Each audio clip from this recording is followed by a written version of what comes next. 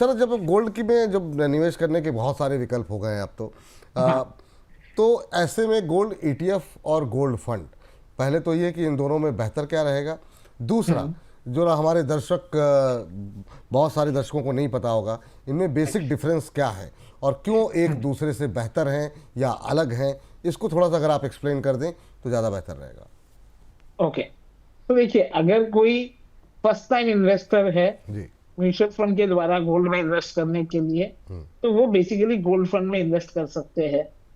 Because इसमें ज्यादा कोई पेपर वर्क नहीं है, इसमें डीमैट अकाउंट की जरूरत नहीं है। गोल्ड ईटीएफ अगर कोई लेना चाहता है तो उसके लिए डीमैट होल्डिंग मैंडेटरी हो जाता है।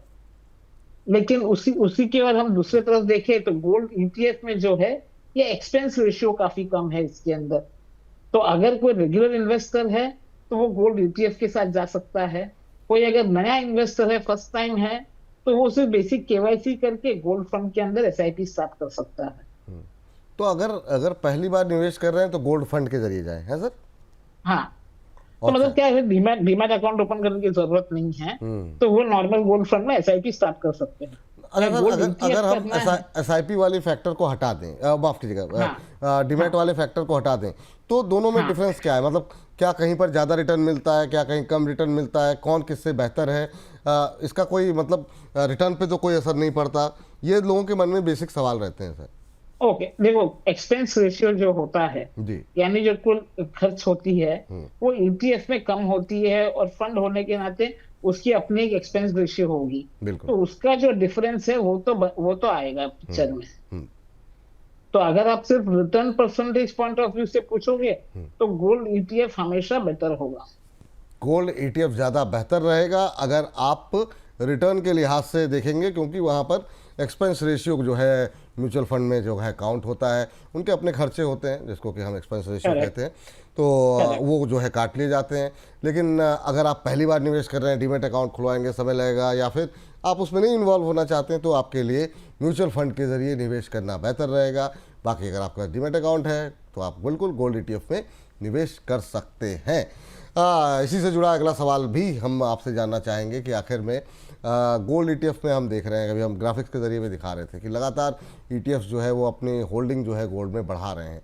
अब जो नए निवेशक हैं, जैसा कि आपने बताया कि गोल्ड फंड जो है वो ज़्यादा बेहतर विकल्प है, तो सर अभी के लिहाज से वो कौन से फंड हैं जिसके लिए, क्योंकि बहुत सारे लोग इस कार्यक्रम को देख करके हो सकता है कि कुछ एक ऑप्शन तलाशने की कोशिश करें, तो कुछ एक फंड्स आप रिकमेंड करना चाहेंगे जो गोल्ड फंड हो जहां पर कि निवेश किया जा सकता है? क्या कोई भी गोल्ड फंड ले लें या फिर एएमसीज देखनी चाहिए कि नहीं, इसका कौन सी कंपनी पे हम निवेश कर रहे हैं इसका ध्यान रखना चाहिए क्या?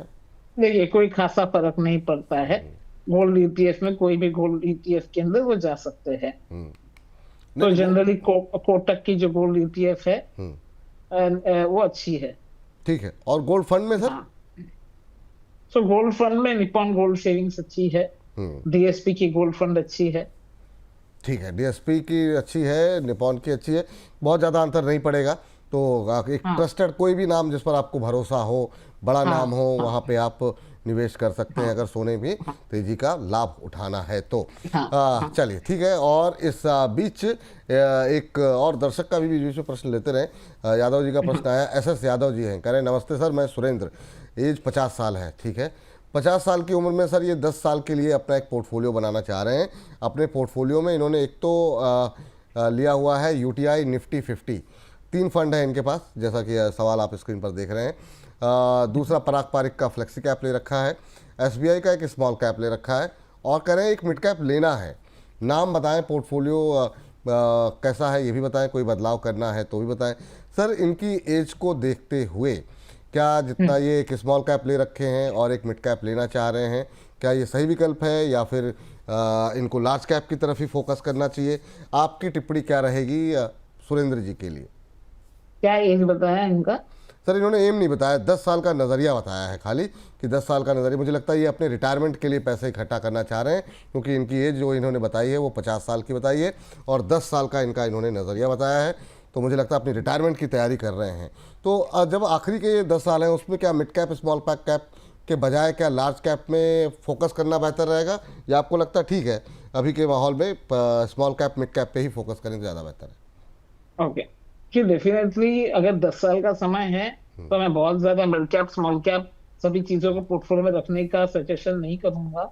लेकिन अगर वो लार्ज एंड मिड कैप वाली पोर्टफोलियो में जाते हैं तो वो ज्यादा बेहतर हो सकता है। ठीक है, तो लार्ज एंड मिड कैप में जाएंगे तो वो ज़्यादा बेहतर विकल्प हो सकता है।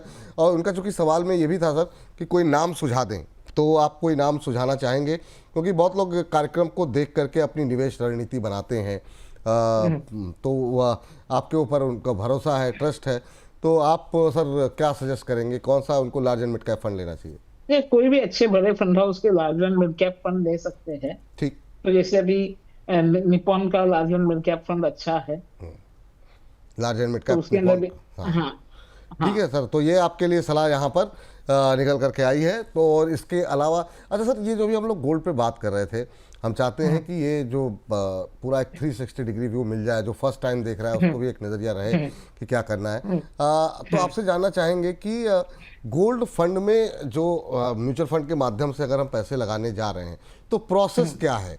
जैसे कि बहुत लोग हैं जानना, वो तो समझ गए ठीक है म्यूचुअल फंड में लगाना है, तो वो प्रोसेस क्या है जिसके ज़रिए वो सीधे, अगर मेरे पास 5,000 के रुपए मुझे लगाने हैं या 20,000 लगाने हैं या 1 लाख लगाने हैं, तो वो मैं क्या करूं? सबसे पहले क्या किसी कंपनी की वेबसाइट पे जाऊं, वहां बाय करना है, कैसे करना है?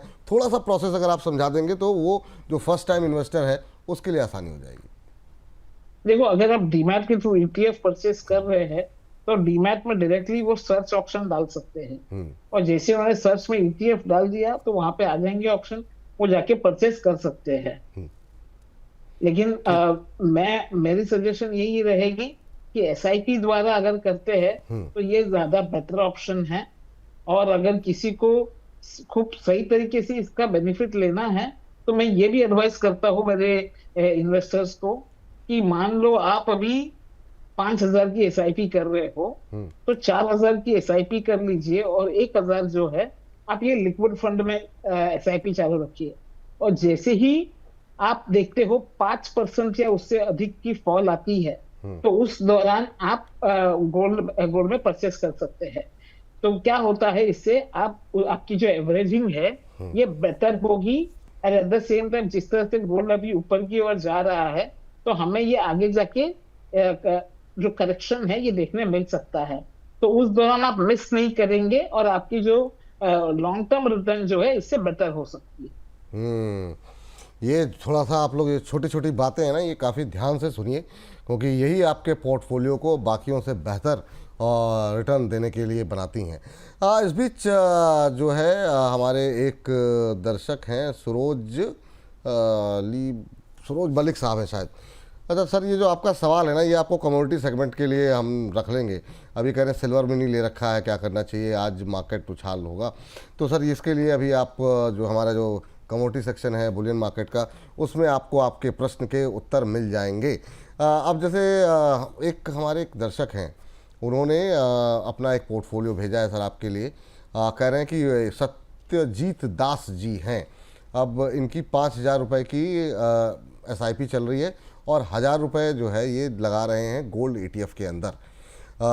सत्यजीत दास जी आईसीआईसीआई का blue chip large cap fund ले रखा है इन्होंने, 1,000 उसमें लगा रहे हैं। एचडीएफसी का मिड कैप ले रखा है, उसमें 1,000 रुपये। टाटा का स्मॉल कैप, उसमें 1,000 रुपये। एचडीएफसी का फ्लेक्सी कैप, उसमें 1,000 रुपये। एसबीआई का कॉन्ट्रा फंड में ले रखा है, उसमें भी 1,000 रुपये।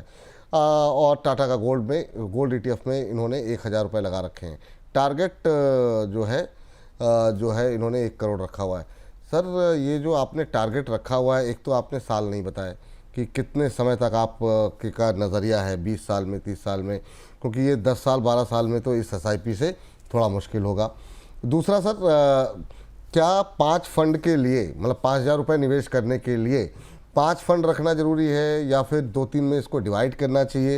ये रेगुलर हम अपने इस कार्यक्रम में हम एक्सपर्ट से पूछते रहते हैं, लेकिन फिर भी लोगों को लगता है जितनी ज़्यादा एसआईपी होगी उतना अच्छा हो सकता है रिटर्न मिले। आप कितने सहमत हैं इस सोच से, और सत्यजीत जी के लिए क्या टिप्पणी रहेगी आप? देखो, 5,000 तक के अमाउंट के लिए 2 से 4 फंड काफी है।